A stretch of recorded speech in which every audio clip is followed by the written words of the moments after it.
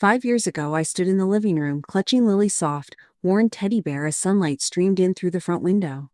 That morning had begun like any other, the school bus lumbering down our street, its yellow paint bright even under the gray dawn sky, and Lily jumping off with a grin so wide it crinkled her eyes. She waved at me, her braids bouncing, and said, "I'll be good, Mommy." I watched until she climbed aboard, her pink backpack reflecting the light back at me, then turned to make coffee, humming a tune she'd made up.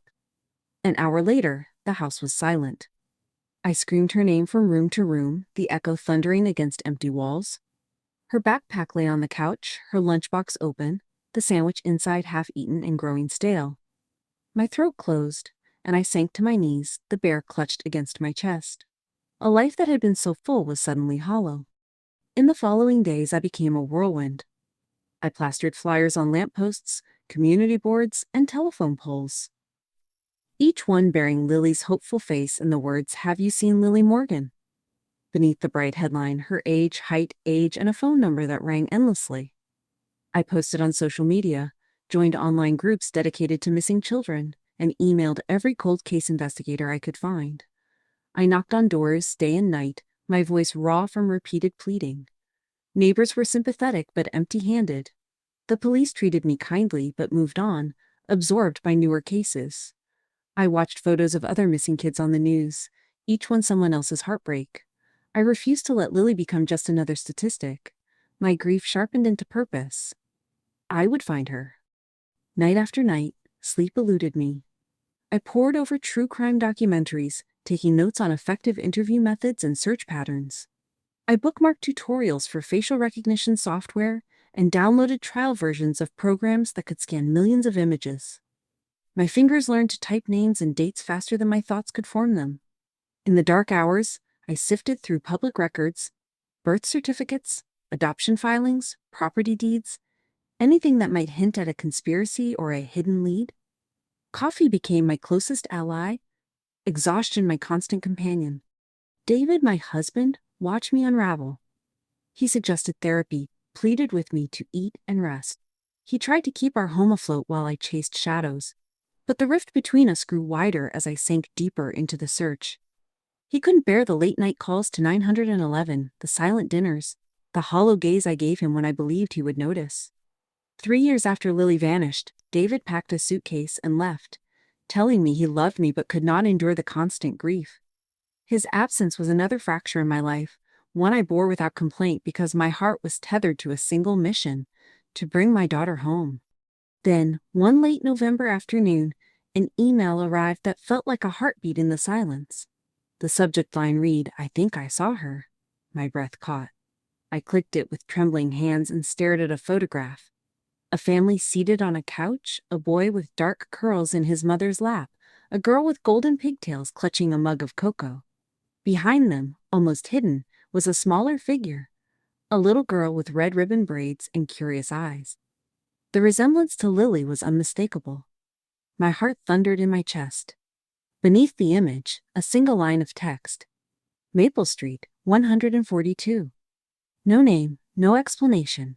Just a clue. I grabbed my coat and keys and left before I could question my sanity. It was dusk, and the streetlights flickered alive as I drove. The address led me to a weathered Victorian house, its paint peeling like old sunburn. Icicles hung from the eaves. The porch light was on, casting long shadows across the steps.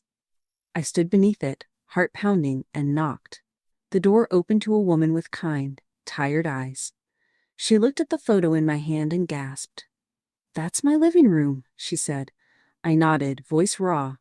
"Who took the picture?" She explained it was taken by a photographer named Sarah Monroe, a friend of hers.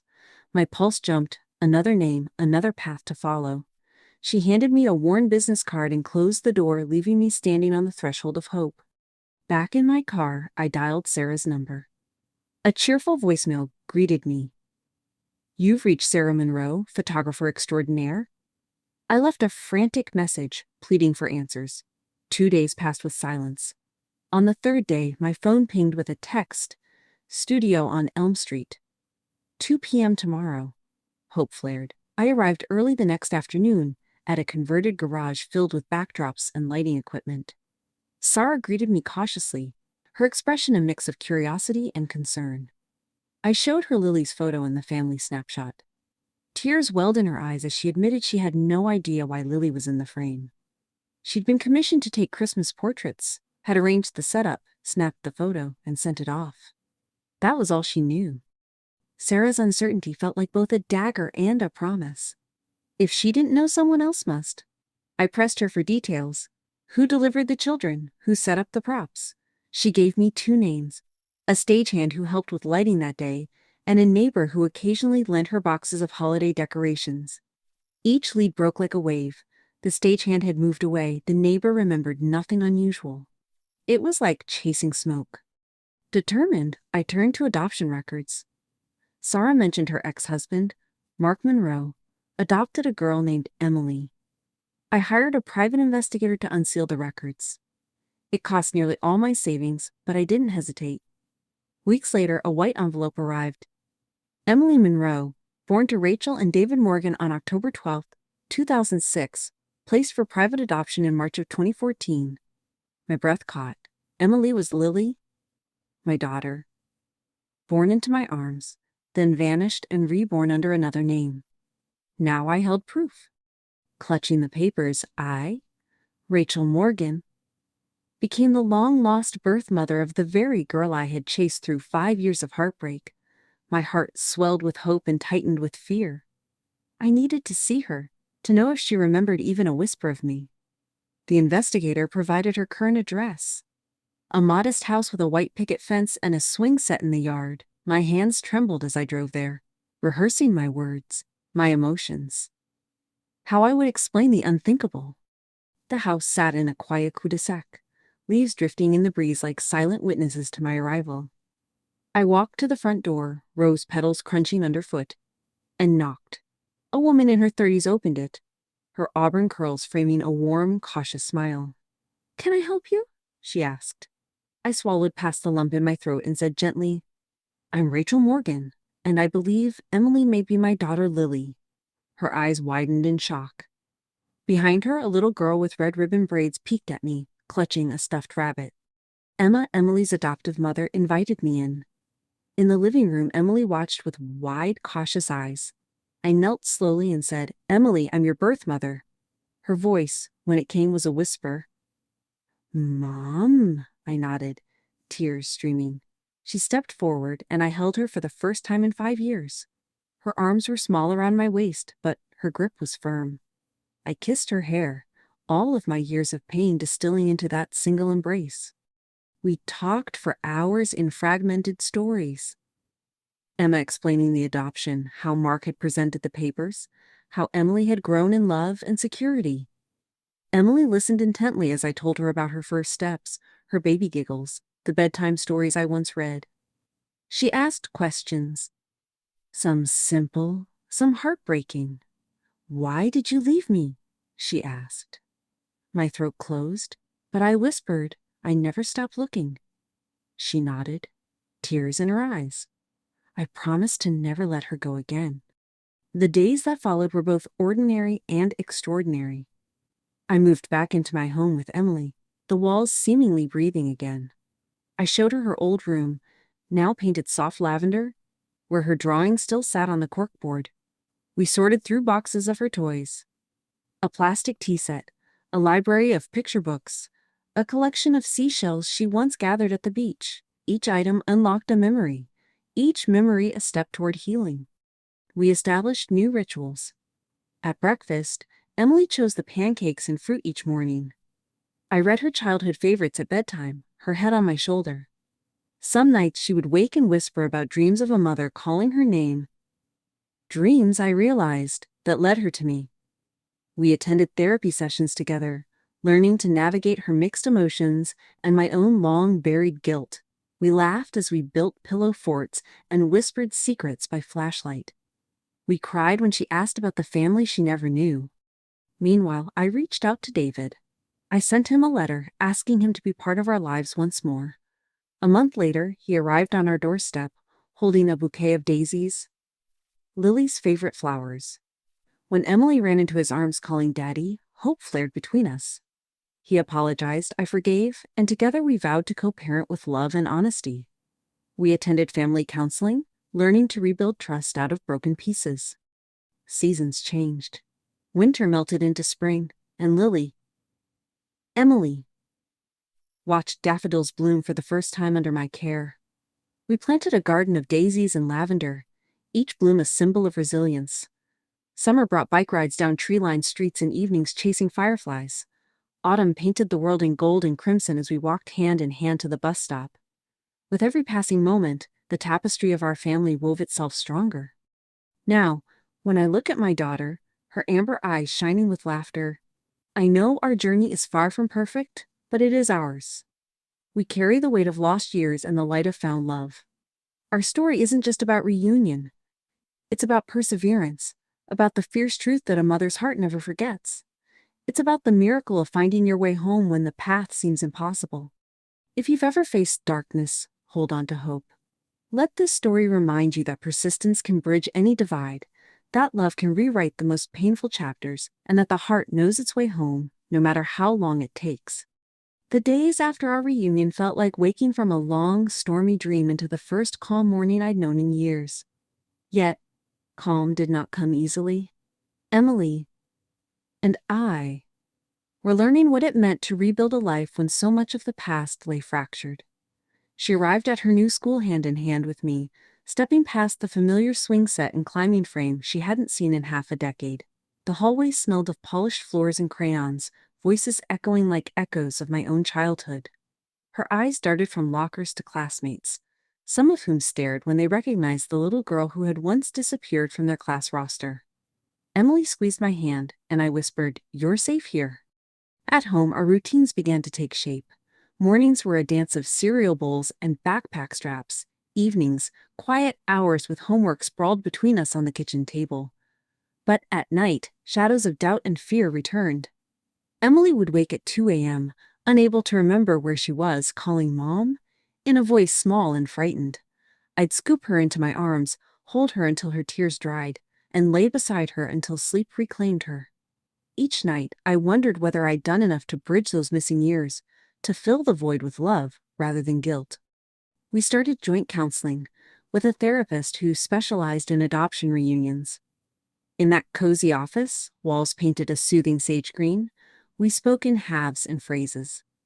Emily drew pictures of a heart torn in two, a house split down the middle, and sometimes a triangle with 3 stick figures hand in hand. She told the therapist how she sometimes missed Emma's kitchen smells or how she wondered if her dreams were real. I listened, heart aching, as she described nightmares of an unfamiliar mother, of waking alone in a dark room.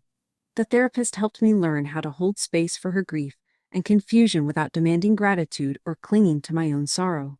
It was here I realized that reunion was only the first step. Healing would be a marathon, not a moment. David returned into our lives with quiet determination. He drove hours every weekend to join us for family therapy, to take Emily to soccer practice, to help rebuild our home into a place of laughter again. At first, Emily eyed him with the caution of a child unsure of which parent she belonged to, but when he taught her to ride her bike again, hands hovering at her waist until she wobbled into balance, her face lit up with a grin. I'd thought lost forever. Watching them, I felt a gratitude so deep it threatened to spill over my lips in tears. We were imperfect, but we were together. School, though, brought fresh challenges. In class, Emily faced whispered questions. "Is that your real mom? Why did you leave?" She answered with bravery beyond her years, saying simply, "I'm just glad to be here." But each exchange left her shoulders slumped. One afternoon, she came home clutching a notebook. Inside, a classmate had written, "Lost kids are missing." Emily's eyes brimmed with tears as she showed it to me. I knelt beside her, took the page, and said, "Some kids find their way back. And some moms never stop looking." I framed that page on her desk so she could see how far we'd come. Weekends became our sanctuary.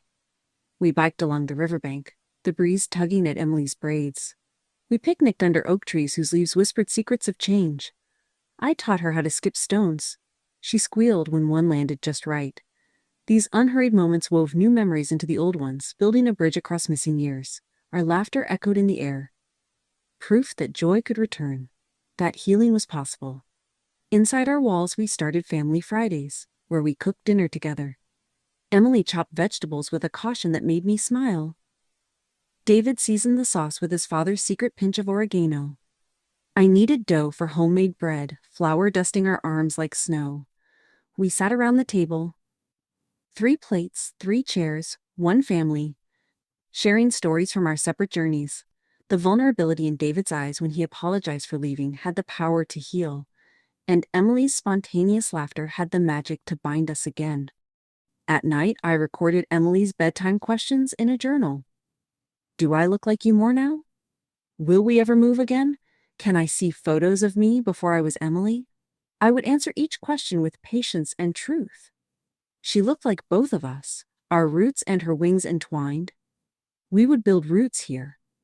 And yes, I saved every photograph from the day she was born to now to show her how love never let her go. On my phone, I kept videos of her baby giggles, our tearful reunion, and her first crestfallen step when she realized the world hadn't stopped turning while she was gone. As spring unfurled, a new challenge emerged. Emily wanted to visit Emma, her first mother, for a friend's day, because she missed the smell of the lilac bushes in Emma's garden.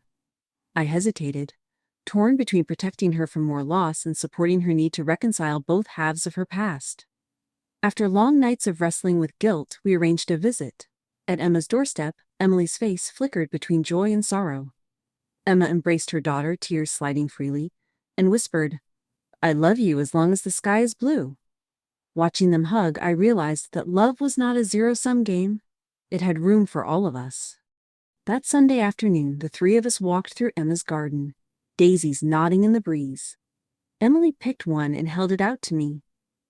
"This is for you, Mom."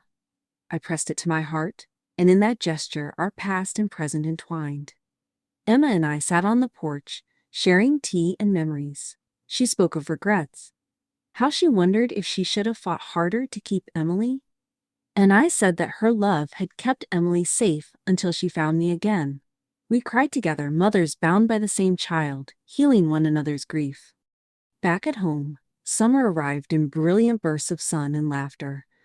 We spent evenings chasing fireflies, their soft glows mirroring the hope that had guided me through those endless years. Emily learned to swim, kicking her legs in the pool as I cheered and caught her when she dipped too low. One night, under a blanket of stars, she looked up at me and said, "I love our life now, Mom." My throat caught as images of every tear and every hour of searching flared across my mind. I whispered, "I love it too, more than words can say." Therapy remained our anchor. We attended monthly sessions where Emily's sketches evolved from torn hearts to pictures of houses and families.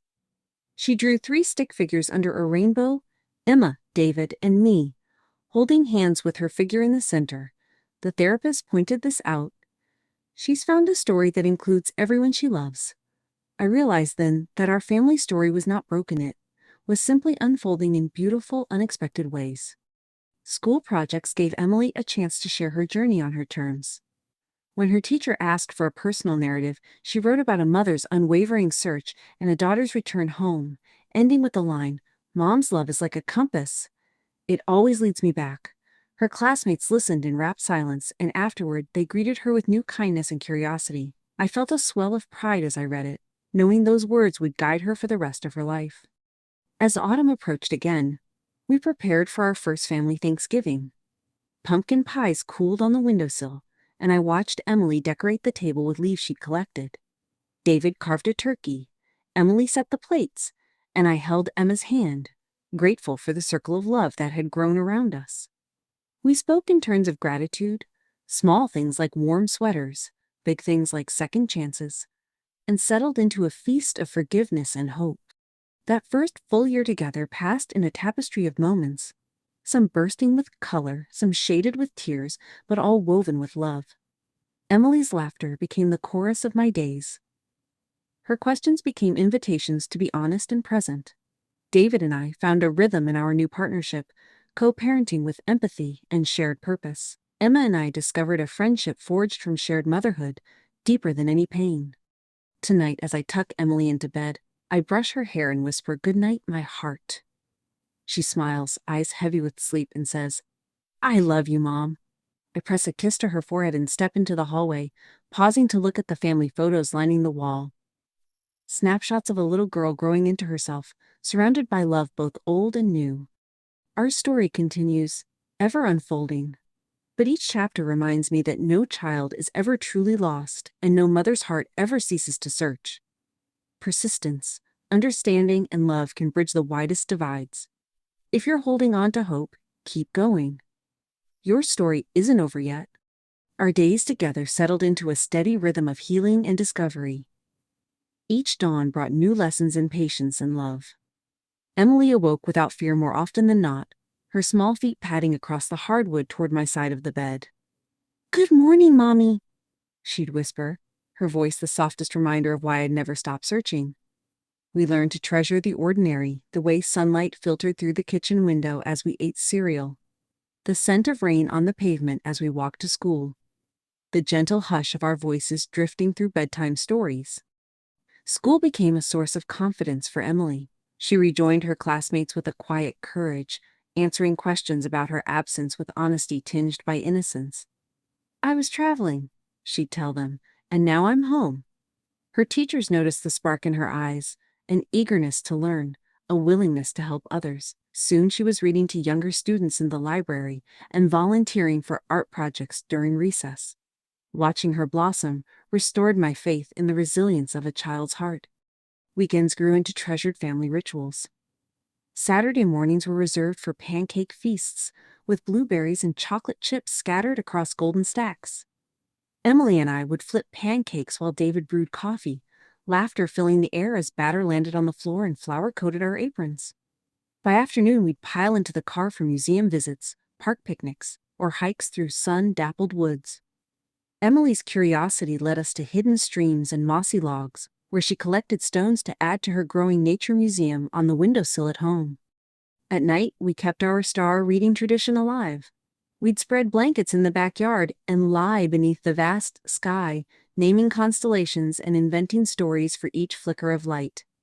Emily would cuddle into me, her head resting on my shoulder, and I'd tell her again about the star that guided me back to her, that photograph, that single clue amid so many years of darkness. She'd nod, eyelids heavy with sleep, and murmur, "Thank you for finding me." Our family circle broadened as well. Emma remained a cherished friend and occasional visitor. On holidays, we hosted 2 home celebrations, where we gathered at my house for turkey and pies, then at Emma's for cookies and carols. Emily delighted in both worlds, her loyalties threaded through love rather than conflict. Emma and I shared moments of quiet solidarity, lattes in cozy cafe, phone calls about Emily's milestones, reminding each other that love need not be divided to be abundant. As time passed, I recognized a calling beyond my own family's walls. My experience with Lily's disappearance and reunion became the foundation for advocacy. I partnered with a nonprofit dedicated to missing children, volunteering to lead support groups for parents in crisis. Each month, I met with mothers and fathers whose children had vanished, sharing my own story of grief and hope. Sometimes I listened as tears flooded their eyes. Other times, their courage in the face of uncertainty inspired me to keep fighting. Together, we formed a community bound by determination and compassion. I also spoke at conferences and local events, advocating for stronger search protocols and improved communication between law enforcement and families. I lobbied for funding for technological tools, facial recognition software, database access, improved Amber Alert systems that could make searches more efficient. I met with detectives who had worked on cold cases, exchanging notes and offering insights gleaned from my self-taught research. In every conversation, I carried Lily's story as both a warning and a beacon, that no case is truly closed until every avenue is explored, every lead followed. Through these efforts, I found purpose beyond my own pain. The hours spent in volunteer meetings and on phone calls with policymakers became a balm for my grief, giving me tangible ways to honor Lily's memory and protect other families from the agony of unanswered disappearance. Emily and I would sometimes attend events together, standing side by side on stage as I introduced her to crowds of strangers who applauded her courage. She beamed with pride, clutching the same rabbit she held when we met, her quiet strength reminding everyone that children are never defined solely by their past. Meanwhile, our personal journey continued. Emily grew taller, her braids lengthening into chestnut waves she braided herself each night. She excelled in school, her teachers noting her empathy for classmates and her enthusiasm for learning. At a science fair, she presented a project on memory and reunion, complete with charts showing the impact of community support on missing child cases. I watched her speak confidently before judges and peers, a testament to her resilience and our shared commitment to turning tragedy into progress. David and I rebuilt our relationship with renewed honesty. We marked our 8th wedding anniversary by returning to the museum where we first met, holding hands as we wandered through exhibits, grateful for second chances. Over dinner in a cozy bistro, we toasted to family, realizing that our definition had grown to include not just blood ties, but bonds forged in love and perseverance. We dreamed of the future, a family of 4 with even more room for love and laughter. As Emily approached her 14th birthday, I planned a surprise party in our backyard, complete with fairy lights and a homemade chocolate cake. Friends from school and the neighborhood gathered, their gifts wrapped in ribbons and their faces alight with celebration. When Emily appeared, gasping at the decorations, her hands flew to her mouth in disbelief. She hugged me so tightly I felt the beat of her heart against mine. And in that moment, I knew we had truly created a new happy chapter. That chapter also included moments of reflection and remembrance. On the anniversary of Lily's disappearance, Emily and I planted a rosebush in the garden, its petals the softest pink. We named it Lily's Promise and vowed to water it every day, just as I promised never to stop caring for my daughter in whatever name she chose. When the rose bloomed each spring, its fragrance filled the air and reminded us of both sorrow and renewal. In quieter moments, I recorded my thoughts in a journal, notes on parenting a child with 2 mothers, reflections on grief's shape over time, plans for future advocacy. I wrote letters to Emily to read when she was older, explaining my fears, my failures, and my unwavering love. I hoped she would understand the depth of the journey we had shared, the darkness we had navigated, and the light we had chosen to follow. Now, years after that first desperate search, our life hums with ordinary magic. I wake to Emily's voice calling, "Mom, breakfast." And I rise with gratitude, knowing how fragile and precious each morning truly is. We share coffee and stories, help with homework, and sometimes argue over clothes or curfew. Normal family quarrels that feel miraculous after so many nights of fear. On a cool autumn evening, I stand at the bus stop with Emily, her hair tied back in scarlet ribbons, her backpack snug on her shoulders. The streetlights flicker on, and the bus's headlights round the corner. She steps forward with confidence, her stride sure, and turns to wave. "I love you, Mom," she calls. My heart swells as I watch her disappearing silhouette, her figure small but resolute, marching toward her next adventure. I whisper to the empty street, "I love you more," because some truths are meant to be spoken aloud. And so our story continues. Not with an ending, but with a promise that love endures beyond disappearance, that families can mend beyond loss, and that hope remains a guiding star in every mother's heart. If you're listening and holding on to your own hope, remember this. The journey may be long, but it leads home. Keep believing, keep searching, and know that love will always find a way back.